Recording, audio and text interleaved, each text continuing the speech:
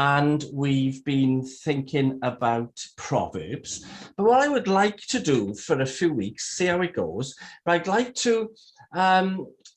have a rest from thinking about well-being wisdom, and I'd like instead to continue in Luke. Okay, so we were looking at Luke's Gospel over the Christmas period, and then we've been in Luke on a Sunday night now and again. I'd like us to continue in Luke then this evening and maybe for the next few Wednesdays. So turn to Luke's Gospel. I don't want us to go systematically through the Gospel. I want us to look at the passages that come to my mind then as I prepare for these meetings. And what my thoughts have focused on over the last few days is Luke 15. So turn with me to Luke 15. And we know very well this chapter. So I want us to read the first 10 verses, and then we'll think of the chapter as a whole. So turn to Luke's Gospel then, and chapter 15. And we'll read the first 10 verses. So Luke 15 verse 1, then all the tax collectors and the sinners drew near to him to listen to him. And the Pharisees and scribes complained, saying, this man receives sinners and eats with them. So he spoke this parable to them, saying, which man of you, having 100 sheep, if he loses one of them, does not leave the 99 in the wilderness and go after the one which is lost until he finds it? And when he has found it, he lays it across his shoulders, rejoicing. And when he comes home, he calls together his friends and neighbors, saying, rejoice with me, for I have found my sheep which was lost. I say to you that likewise there will be more joy in heaven over one sinner who repents than over 99 just persons who need no repentance. Or what woman, having 10 silver coins, if she loses one, does not light a lamp, sweep the house, and search carefully until she finds it? And when she has found it, she calls to her friends and neighbors, saying, rejoice with me, for I have found the piece which I lost. Likewise, I say to you, there is joy in the presence of the angels of God over one sinner who repents. So that's Luke 15, and we're going to think about the chapter as a whole. Let's ask God to help us. Heavenly Father, we thank you that we can meet this evening, and we do thank you for each other. We thank you, our God, that we can fellowship in this way around your word, and we thank you that we can pray together and bring our concerns to you, and all is in the context of worship. So we commend ourselves to you. We ask your blessing upon us. We pray for help, for grace, for your Spirit to engage our minds and hearts with your word, that we might be fed and sustained by it. So Lord, we do commit ourselves to you in Jesus' name. Amen. Now, these are very well-known parables, ones that we've looked at on many occasions over the years. So think of what we're doing tonight then as a recap, but it's also useful to look at this chapter for a number of other reasons, new reasons, if you like.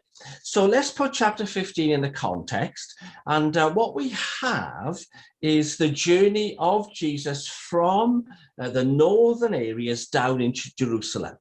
So just remind yourselves now of how over recent weeks we've been thinking about that journey, starting in Mark chapter 8, and again in Luke's Gospel, we have seen Jesus commence the journey from the north of the country, saying that who comes after him, who follows him, will take up their cross like he does.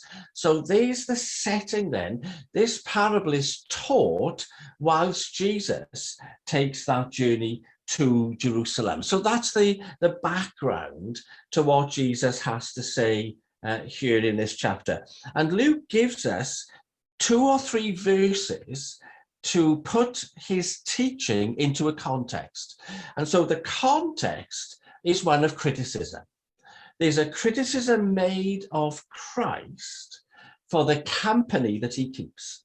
So you can see in verse 1 of chapter 15 that his message, as he journeys to Jerusalem, his message draws a mixed audience. On the one hand, there are those who are drawn to what he says because they are attracted by his teaching. They are the tax collectors and the sinners. So they are the receptive audience. And then this mixed audience is made up of those who are critics, those who are listening and observing in order to find fault and to bring a charge against Jesus. And that's the Pharisees and the scribes. So Christ ministers his word, and there's this mixed audience. And what we have on this occasion is the critical audience of Pharisees and scribes bringing a criticism against Jesus for the receptive audience, for those who are drawn to his word and responsive to his word. Now, that's how Luke sets this up. And we have the idea of division. And we have the idea of two in this chapter. There's the receptive audience and the critical audience. There's a duality there, okay? And Christ brings his message. Now, in response to that, Jesus gives these 3 parables. I want you to notice 1 or 2 things about the introduction to the first parable. So if you turn to chapter 15 of Luke and verse 4, here is Jesus saying, "What man of you, having 100 sheep, if he loses one, does not leave the 99 and go after the one?" And then verse 8, he addresses the women in the audience, or which woman amongst you, having 10 silver coins. So he starts the parable by locating the experience of his audience. Now, do any of you remember what that type of teaching is called? Where you start with the experience, the knowledge of your audience. You start where somebody is at. So Jesus doesn't come straight in and tell them something. He wants them to begin by thinking about their own experience. And then by relating to their own experience, Jesus does this. He says to them, if this is true in your own experience, therefore, this other thing must be true. Okay? A, your experience, therefore B, my spiritual truth. Okay? That's the approach Jesus has in this parable. And it's a very powerful way of teaching. So maybe at the end, we'll talk about what this kind of approach is called. But it's a very definite method that marks the ministry of Jesus, but it's also found in the Greek and Roman culture of the time. So you never go in with both feet and start laying down the law and telling people what is what. You meet people where they are at. So verse 4, any one of you would do this. Isn't this true? This is true of life. This is true of you. This is true in your experience. Any woman amongst you, if you lost a coin, you would do this, wouldn't you? And you expect the audience to go, well, yes, we would. If we lost a sheep, we would do this. If we lost a coin, we would do this. So you're having the audience agree with you from their own experience at the start of your teaching. And then as the audience agree with you and say, yes, I recognize that, that's exactly what I would do, I've done it many times. Once you've got people on board with you like that, you then deliver what you want to tell them. And you build on their experience to deliver your spiritual truth. Now, that's what's going on in these parables. So if it's indeed the case that I would go looking for my lost sheep and my wife would go looking for her coin, if that is true of us, then Jesus tells these parables to make a spiritual point. And the spiritual point is this: if this is true of us, then how much more is it true of God? So these are three parables that are descriptions of God and what God is like. And so what we have here is that truth that we've thought about in recent times, that Jesus is the one who reveals to us the nature and the character of God.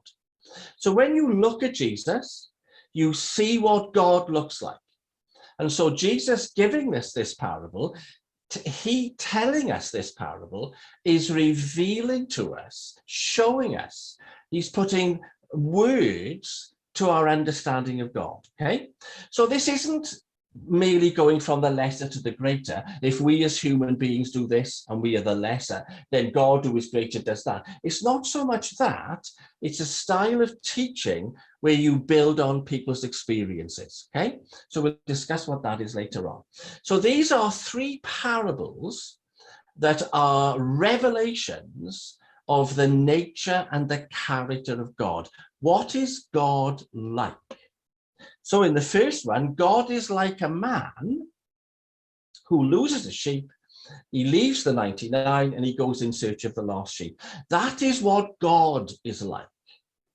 You go to the second parable, what is God like? God is like the woman who loses a coin and then sweeps the house until she finds it. That's what God is like. Third parable, what is God like? God is like this father who has two sons, okay? So what's crucially important is that you read the parables as a revelation of the character of God and how God behaves, what God does, what God is like in terms of his actions, how God works, how God searches, how God looks, how he finds. That is the purpose of these parables. So with Jesus then going to the tax collectors, with Jesus going to the sinners, that's like the shepherd looking for his lost sheep. That's like the woman looking for her lost coin. Jesus looking for such people is a reflection of who God is and what God is like and what God has done. So by criticizing Jesus, these people, the Pharisees and scribes, are critical of the character and the nature of God. In criticizing him, they are revealing their hostility to God himself, because what Jesus is like is what God is like. Jesus is a reflection. He's flesh and bones in terms of a revelation of God. So what is God like? Well, God is like the diligent shepherd. God is like the diligent woman, and God is like the dedicated father. That is what God is like. Now, you focus then on the nature and the work of God. What you don't do, and I'm sure you know this, is you don't press the parables too hard. So if God is like the shepherd in the first parable, and in the parable, the shepherd loses a sheep, you don't then think, oh, well, perhaps God might lose some of his sheep there. If you make that conclusion, you're pressing the parable too far. You're not meant to focus on how the sheep is lost or how the coin was lost. You're not meant to focus on, was the shepherd negligent? Was the wife negligent? That's missing the whole thrust. So you don't ask questions about how did the sheep get lost or how was the coin lost. You don't ask those questions. You just accept that these are parables that have elements of lostness. What matters in the parable is what does the person do? So the shepherd goes out looking for the lost sheep. The woman sweeps the house for the lost coin. That's the emphasis of the parable. And so God himself is like this. He goes out looking. He is diligent. He is dedicated to finding the lost. And by the lost, we don't necessarily mean the unsaved. It rather means what the heart of God is like and what the purposes of God are like. So you've got the shepherd in the first parable. Now, that whole idea of carrying the lost sheep across the shoulders and coming back and rejoicing is echoing the imagery of Isaiah. And you might remember in Isaiah, you have, he shall feed his flock like a shepherd. Those who are weak or those who are young, he will carry them in his arms. So this first parable builds on the well-known shepherd imagery from the prophet Isaiah. And the new note, if you like, that you find in the parable of Jesus comes at the end. Okay, so you've got this idea of God searching diligently, refusing to give up, refusing to cut his losses, if you like, refusing to focus on what he has in the 99, but still determined to find the missing one. And then this new note is at the end. So take a look at verses 6 and 7. And when he comes home, he calls together his friends and neighbors, saying to them. Now, this idea of communal rejoicing is something you don't find in Isaiah. It's here in Jesus, in his ministry. And again, we must accept that if a shepherd in the days of Jesus did find a lost sheep, there would be this celebratory note with his friends and family. So Jesus says, if you guys throw a party when you find a lost sheep and you get your neighbors in and you rejoice together, then if that's true in your experience, imagine what it's like in heaven. Imagine God. Imagine God and his angels. Imagine the joy and the gladness in the heart of God in the heavenly host. Imagine the joy in heaven when one who was lost has been recovered and brought back into the fold. So there's this wonderful picture of how human joy is a reflection of the heavenly joy. What makes us glad in the here and now is reflected in the joy that is experienced in God himself and in heaven itself. And that's a wonderful note to have. And you can see that it's repeated in these first two parables. So if you look at the next parable, verses 8 down to 9, you've got the same note of rejoicing. And then likewise, you see that? Likewise, I say to you.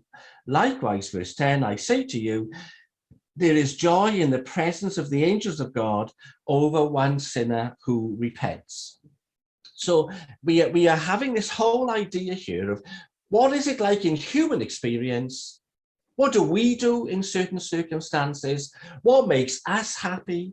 Well, that is the basis of who God is and what God is like and what is it like in heaven. So these are the aims of these parables. You reflect on God, and God is like us. God does what we do. If we do it, then how much more does God do it? If we search, how much more does God search? If we are joyful over a certain thing, how much more is God joyful? It's that idea then, okay? So let's look at the third parable, and we've looked at this heaps of times. And I'm sure some of you will recall our previous conversations about Luke's parable here, the third one. And you all know this should never be called the parable of the lost son. This is a parable of a loving father. And the whole idea is, how does the father behave? What is true for the father? So we tend, don't we, to focus on the son. And we tend to think of his behavior, and we tend to think about how outrageous he is. We tend to think of him asking for his share of the inheritance. We tend to think of him then using that and wasting that. And then we have this idea of prodigal living. And then we think of him in the far country, and we think of him then destitute and hungry. And we think of him then sitting there in despair and thinking about this situation, remembering his father, being kind of drawn back to his father, returning home. And so we tend to emphasize all that. But really, where our emphasis should be is on the behavior of the father. So if you think of what the father does in this parable, you're having an understanding of what God is like. So first of all, what's the first thing we notice about the father? So if you take a look at the parable, it says, we have the younger son in verse 12 asking for his share of the inheritance. But the key phrase in verse 12 is, so he divided to them his livelihood. The father gave to the sons what he had to give. Now that's the point. What is God like? God gives to his sons what he has to give. God does not hold on to what is his by rights. So by rights, the father should never have given this inheritance. The father would need to die before his sons have their share. If the father gives his livelihood, can I ask you to think about, what does the father have left? Look at verse 12. So the younger of them said to his father, Father, give me the portion of goods that falls to me. So he divided to them his livelihood. Now you see, when the father gives to his sons, he has nothing left. How is this father going to live? How is he going to survive? He has given freely all that he has to give. Now that's who God is. That is what God is like. So this father is reduced to poverty by his giving of his livelihood to his sons. Now that's the first thing you notice about God. What is God like? And this reminds us of what Paul will tell you when he gives us that great hymn in Philippians chapter 2, who thought it not robbery to be equal with God, made himself of no reputation, emptied himself. Okay, in verse 12 you have the emptying of the father giving freely all that he had to give to his children. So that's the first thing that we notice about the father. Then we have all this divergent story about the son, and the son, by going to a foreign country and living in a foreign land and doing a foreign job, he has given up his place in the nation of Israel. He's given up his place in the company of the people of God. He has sold out. Now, who is this younger son in terms of the context then? So by identifying with a foreign nation and working for foreign owners and behaving in a foreign way, this younger son is like whom then in the context? And so we have this story of the son, but what we need to do is just use that detail to give us an understanding of the father. So we come then to the son's understanding of the father. What does the son remember about the father? Okay, so this isn't so much about the son now, is the son repenting. What we need to see is we are having access into the mind of the son as he thinks about his father. What is his father like? And that's what we see in verse 18. So read from verse 18, but focus not on what the son is doing, focus on what the son tells you about the father. What's the father like? Okay, so verse 18, Father, I have sinned against heaven and before you. I am no longer worthy to be called your son. Make me like one of your hired servants. Okay, so there's the Father in the Son's thoughts. The Father has hired servants. The Son thinks about his worthiness. Is he worthy to be thought of as a son of his Father? How well does the Son know the Father then? The Father has given him all that he has, but he's still thinking about worthiness in terms of his understanding of the Father. So we keep going then, okay? And we have verse 20, he rose and came to his father. But when he was a great way off, his father saw him and had compassion and ran and fell on his neck and kissed him. What's the Father like? What's God like? How is God? And what Jesus does in this parable is he gives you a whole series of verbs that are piled on top of one another to give you a sense not only of the drama, but to give you a sense of what the Father is like. So this is how you should read that verse. The Father saw, felt, ran, fell, and kissed. And it's like one after the other, after the other. So the Father sees, and as he sees, he feels. And then as he feels, he runs.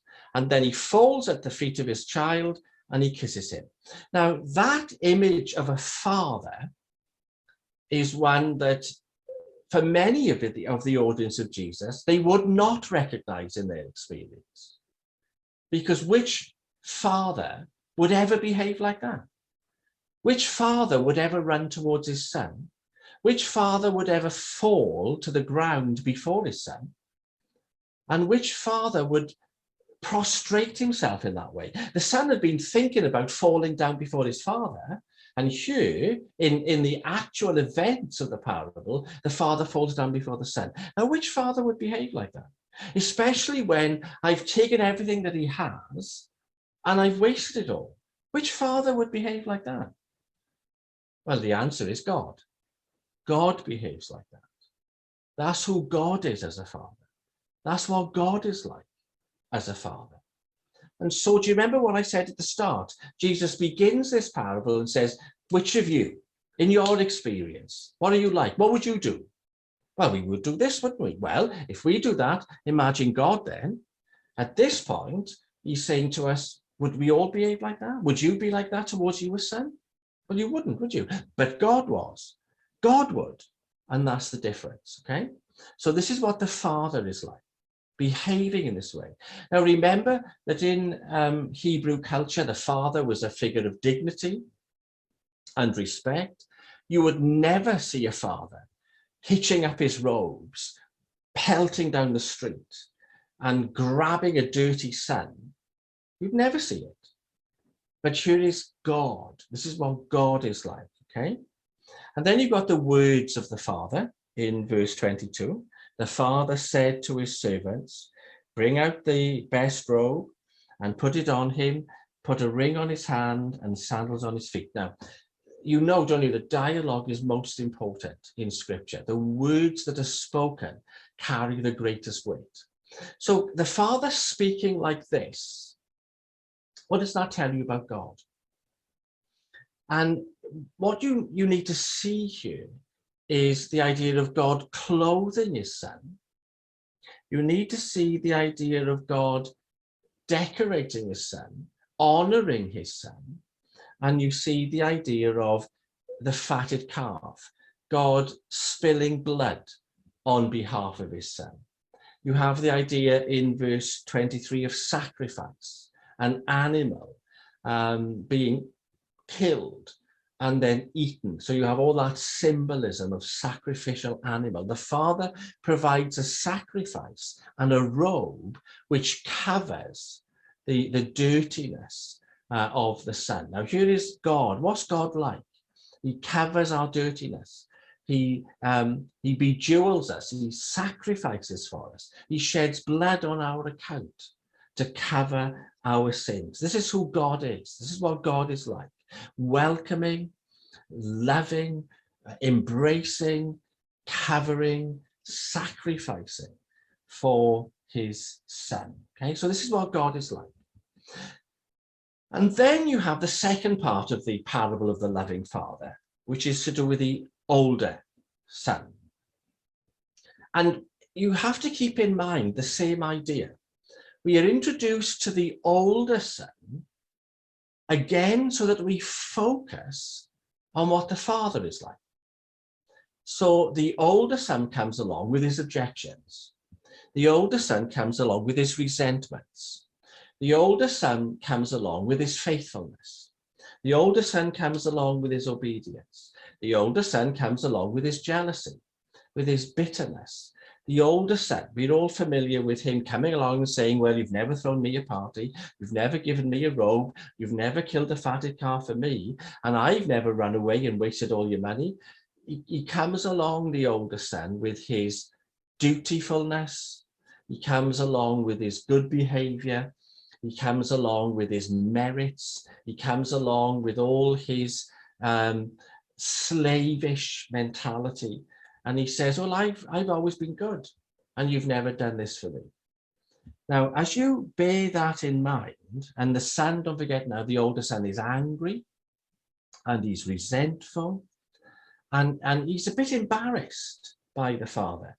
You need to focus on what the father says. Okay? And in focusing on the father, remember now, you get a sense of what God is like. So verse 31, the father says to the older son, son, you are always with me, and all that I have is yours. It was right that we should rejoice and make merry and be glad. For your brother was dead and is alive again, was lost and is found. And what you see here is, how does the father deal with this older son? What are his words like towards his older son? How does he respond to the older son?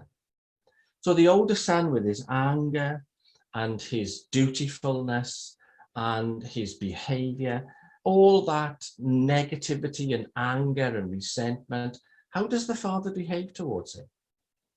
And as you see, the father behaves as lovingly towards the older son as he does to the younger. This is who God is. Whether we are lost or whether we are dutiful, whether we are prodigal or whether we are faithful, God the Father loves his sons. He loves both. He loves. And what his love wants, how his love is expressed, is in how we relate to each other. So the end of the parable is to do with the fact that we are all loved by God. Whatever we are like, whatever we do, however we've been, whatever kind of son we are all loved. And we are loved by this Father who is like this, who behaves in this way, who lives like this, who loves in this way. We are all loved in the same way. And to respond to that love, then, we respond to each other. We don't resent or bear grudges or feel anger or wish for different treatment from one another. Our mutual experience of how God loves is then expressed in how we relate to each other. And so the parable ends with this note of rejoicing and making merry and being glad and celebration, the celebration of not only finding that which is lost, but the celebration of togetherness, of brotherliness. And so what will happen in families is exactly what you see in the parable. You'll see sons resentful of each other. You'll see older sons resenting younger sons. You'll have that whole story of Jacob and Joseph and his brothers. You'll have the rivalry and you'll have the division. That's what human families are like. So this is another example of how in the parable, Jesus takes us beyond what we are like and introduces us to what God is like, the difference there. And so in that difference, whatever differences there are in our experience, we are loved by the same Father. And we are loved in the same way. We are loved with the same extravagant, lavish love. And that then binds us together in rejoicing. So you get a little sense of what heaven is like. Heaven is like the happiness that we know now, but greater. Heaven will have the rejoicing that is like the rejoicing we do now, but one that will include God himself and his angels. There is that celebratory human experience in heaven that we have to look forward to. But the major idea in these parables is this is what God is like. So he's like the shepherd, he's like the woman, and that is a very revolutionary idea, that God should be like a woman, that he should behave as women behave in the house. This is who God is. And then God is this father who empties himself for the sake of his son. So don't forget, he gave both sons the inheritance. He empties himself, and then he loves both sons, even though the sons are different and behave differently. He loves them both, and he brings them together in his love. So that's the idea of these parables then. So remember, I've asked you to think about what's this kind of teaching known as, where you start with human experiences. You start with what people know, and then you build on that, okay? So that's the parables there that you have in Luke 15.